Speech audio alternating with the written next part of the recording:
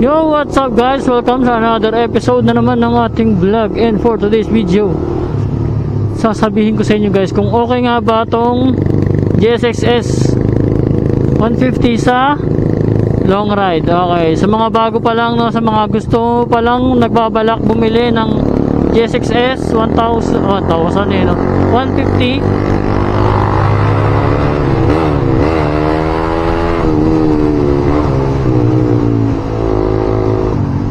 Akyat muna tayo guys. Yan siya, na kailangan ko ma-overtake ng ganun kasi ano eh, naman mamadali. So yan, sa mga nagbabalak kumuha ng GSX-S 150 dyan ha. So kung okay nga ba siya guys sa long ride, well, kung solo ka lang, no, solo ride ka lang, or wala kang angkas, wala kang angkas, sobrang may enjoy mo tong GSX guys sa long ride.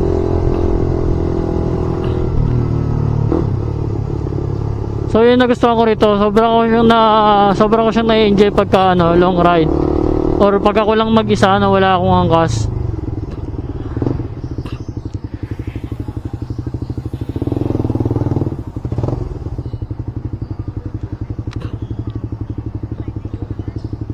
Kasi yun, syempre magaan siya dalhin. Syempre pag wala kang angkas, no, magaan siya dalhin. Tapos pagka traffic, yan, madali siyang isingit-singit, no.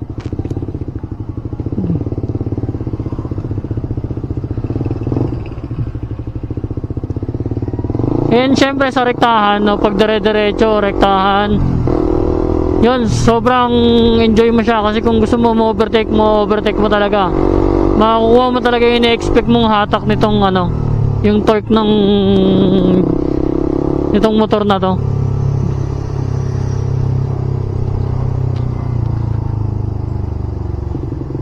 Yun, and then sa fuel consumption, no, sa aking riding habits, no, dami, no.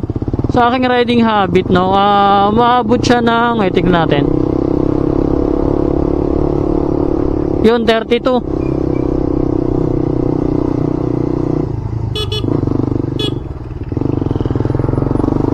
32 km per liter. 32 kilometers per liter. Ayan, okay na.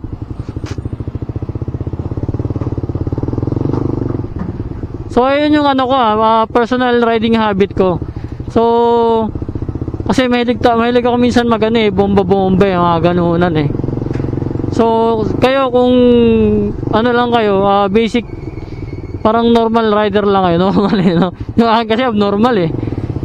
Sa normal riding habit lang kayo, no? Kumbaga maggagas lang kayo pag kailangan, pipihit lang kayo ng silinyador pag kailangan.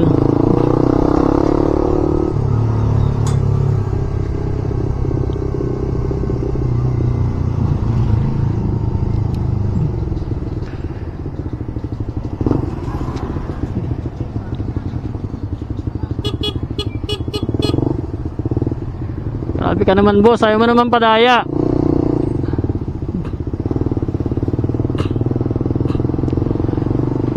So yun, normal riding habit lang yung inyo. Piga lang ng throttle pag kailangan, no, ganyan. Possible umabot kayo ng 34 liters per kilometer, per 34 kilometers per liter. Ganon, mga 35, ganyan.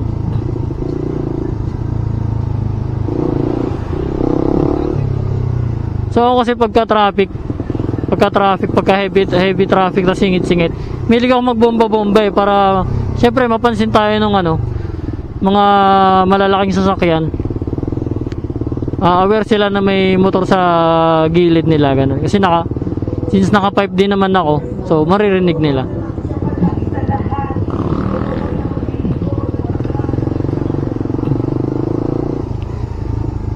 And kung yung pupuntahan nyo naman akyatan, tapos solo lang kayo, goods to guys. Di kayo mabibitin sa torque nito sa akyatan.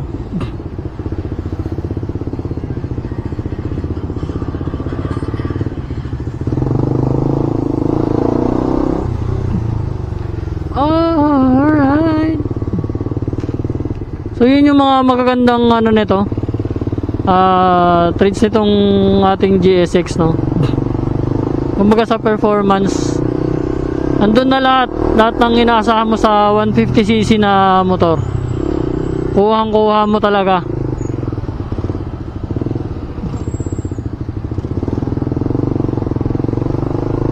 Overtake kung overtake to, guys. Akyat kung akyat, ganun. And yan, medyo nasa ano siya, average sa fuel consumption niya para sa akin, ha. So, sa 150cc nasa average siya, given na ano siya, dual overhead cam, 4 valves.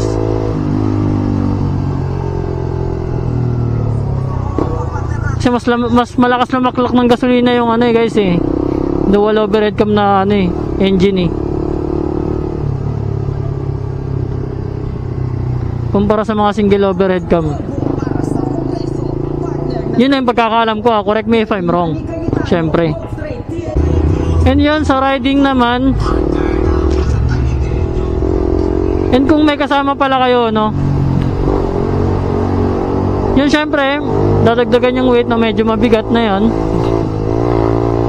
And make sure na tama yung riding position nyo or riding posture, para hindi mangala yung inyong braso, yung wrist.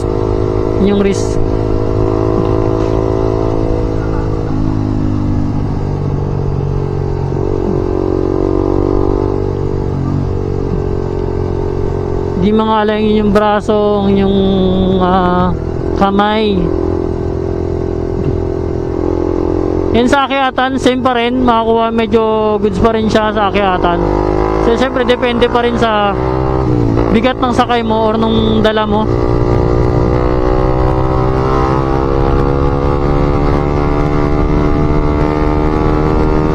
Iyon, pagrektahan guys, wala kang problema rito kahit may sakay ka pa. Iyon siyempre sa riding, no, sa riding posture, riding habits. Pagka medyo nasa isang solo ka lang, no, and sa akin personal ko, pagka medyo maabot na ng lagpas isang oras, so doon na siya medyo mararamdaman yung sakit ng sakit sa puwet. Doon yung nangangalay yung mararamdaman yung ngalay sa, parang nangangalay yung puwet mo, yung binte, ganun. Kasi medyo unlike sa mga underbone, medyo nakatupi yung tuhod mo rito Is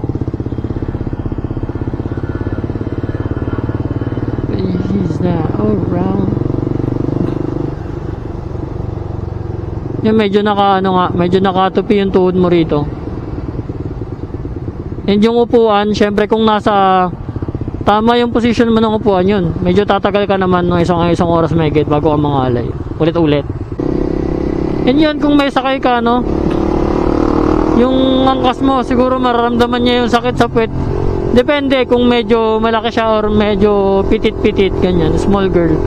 Tatagal yun, yung mga small girl dito sa angkasan niya. Kasi maliit lang yung angkasan nito guys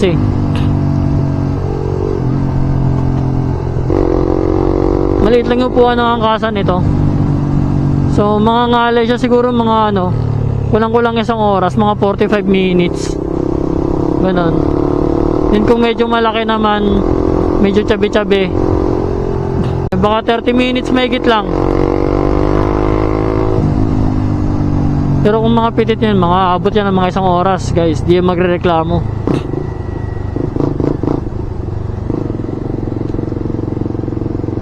Anong problema yan sa kanya? Yun lang talaga, medyo mataas. Tapos yun, medyo mga ngalay na din yung tuhod niyan. Pagka lumagpas na isang oras.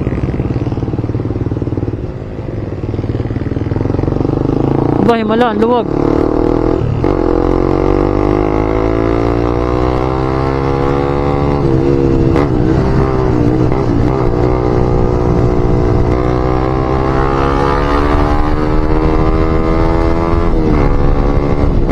kabila, no? Sumiksik pa dun eh, no? Pasikat din eh. Tagadag.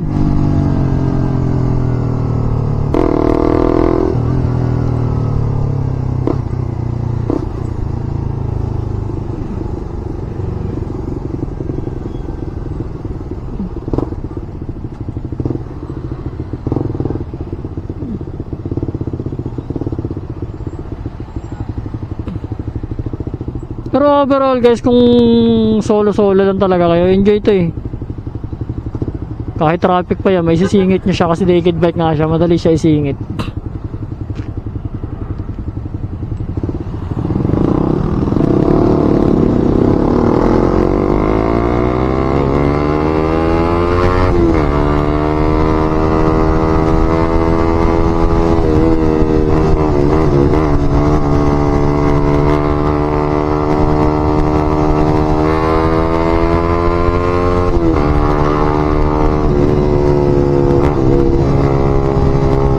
Yun na yun sa traffic, no? Medyo siyempre kung galing kang scooter, makangalay ka dito sa traffic, sa clutch nya, tsaka sa braking, sa front brake.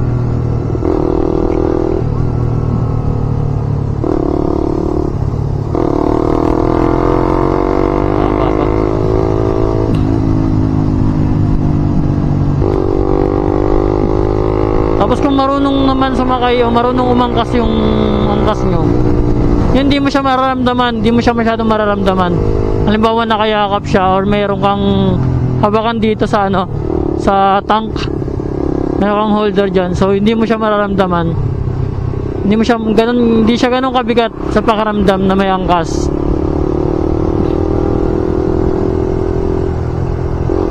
Lalo na kung nakayakap, no? Yehey! Grabe na yan pagka may nakayakap pa talaga. Sarap ng tunog ng downshift, boss.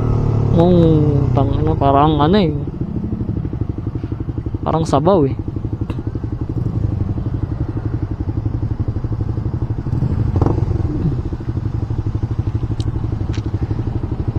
So yun ang physical sa riding position nito. Yun lang, medyo alanganin. Medyo ano tayo dyan, average. Siyempre wala naman perfectong motor, pero sa overall so fuel consumption, performance, goods to guys pang long ride. Yan, and dahil naked bike siya, hindi kasubso, hindi siya masakit sa likod. So yun lang guys, dahil malapit na ako sa aking trabaho, hanggang dito na lang muna tayo. Kung bago ko para sa channel ko, huwag mo kalimutan mag-like, share, comment, and subscribe. And hit the notification bell para updated ka sa mga bago nating video. And don't forget to follow me, no, sa TikTok and Facebook. So kung nasa Facebook ka naman, pa-subscribe tayo sa YouTube guys, and follow sa TikTok. So ang sarap din ito sa bangkingan eh. Yun lang guys, maraming salamat. Peace out.